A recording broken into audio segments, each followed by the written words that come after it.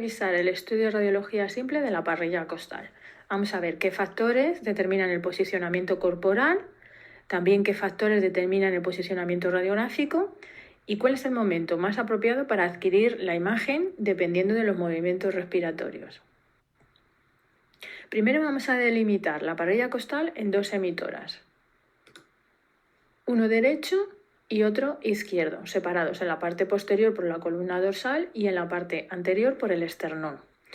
Las costillas o arcos costales se dirigen desde la parte posterior hacia la parte anterior en sentido superior o inferior, donde se articulan con el esternón. Son las 7 primeras costillas verdaderas, porque las 5 siguientes no se articulan con el esternón, son costillas falsas, de las cuales los pares 8, 9 y 10 se articulan con la costilla inmediatamente superior, pero no con el esternón. Y los pares 11 y 12 son costillas flotantes, que solo articulan con la vértebra dorsal en la articulación costovertebral. Los arcos costales tienen una longitud variable, siendo la primera más cortita y aumentando su longitud hasta el séptimo par, a partir del cual vuelve a disminuir. Esta estructura de protección de los órganos contenidos en la caja torácica normalmente es más ancha en sentido transversal que en sentido antero-posterior. A partir de esto dividimos la parrilla costal superior o parrilla costal alta y parrilla costal inferior o parrilla costal baja, también determinante para decidir sobre el posicionamiento radiográfico y el posicionamiento corporal.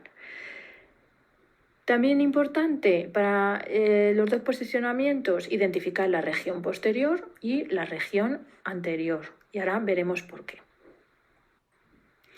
Las proyecciones básicas de la parrilla costal van a ser antero-posterior o postero-anterior, dependiendo de lo que hemos hablado anteriormente, y lo mismo la oblicua PA u oblicua AP.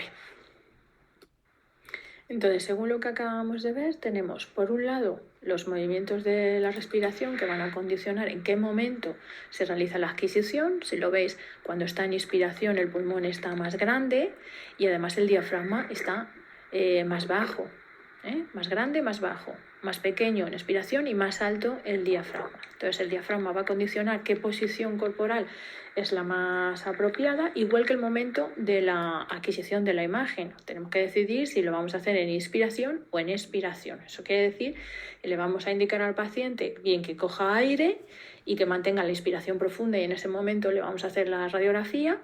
Y luego también, en cuanto a la posición corporal, pues vamos a determinar cuál es la más apropiada, bien que esté en bipedestación o bien que se ponga en decúbito supino.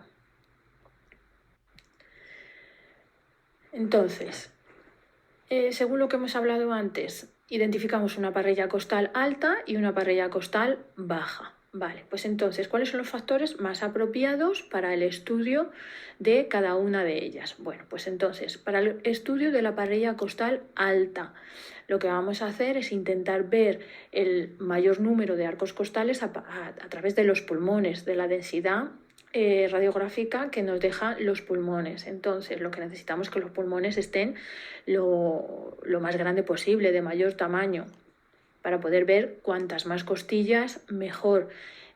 ¿Qué hacemos entonces? Pues decir al paciente que haga una inspiración profunda, de esa manera tenemos los pulmones de mayor tamaño, y lo que provoca también que el diafragma esté más bajo. Pero, ¿qué posición corporal hace también que el diafragma esté más bajo? Pues la posición de bipedestación.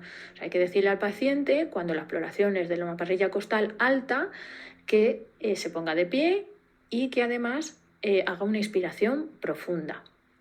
Y en el caso de la parrilla costal baja, lo que vamos a hacer es ver las costillas a través del abdomen. Entonces necesitamos que el diafragma esté lo más elevado posible y que además los pulmones estén de menor tamaño para utilizar de ventana de visualización los órganos abdominales. ¿Eso cómo lo conseguimos? Pues tumbando al paciente en decúbito supino y pidiéndole que coja aire, que lo suelte y que en ese momento se quede sin respirar. También es importante saber cuál es la región, bien anterior o bien posterior, objeto de estudio. A ver, normalmente la parrilla costal se hace después de un traumatismo o de una contusión sobre la propia pared costal. También secundarias a otras lesiones, pero normalmente es por este motivo. Si fuera por otro motivo, bueno, pues habría que ver, pero si es con la indicación de realizar secundario a traumatismos, pues hay que preguntar al paciente dónde se ha dado el golpe, si bien es la región anterior o es la posterior. ¿Para qué? Pues para posicionar esa parte pegada al receptor de imagen.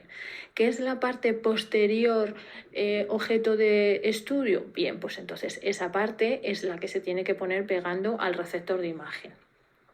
De tal manera que lo que tendríamos es una proyección en antero-posterior.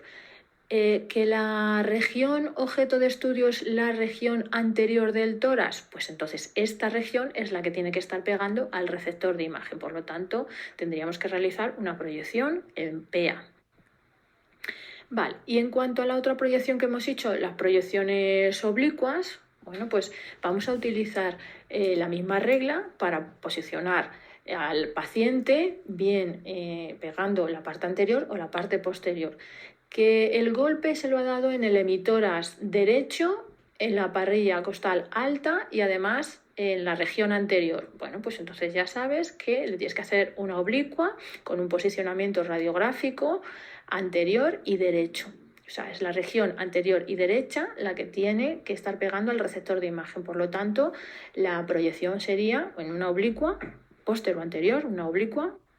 Bueno, pues espero que haya sido clarificador y que os ayude en vuestro trabajo diario y sobre todo, muchas gracias.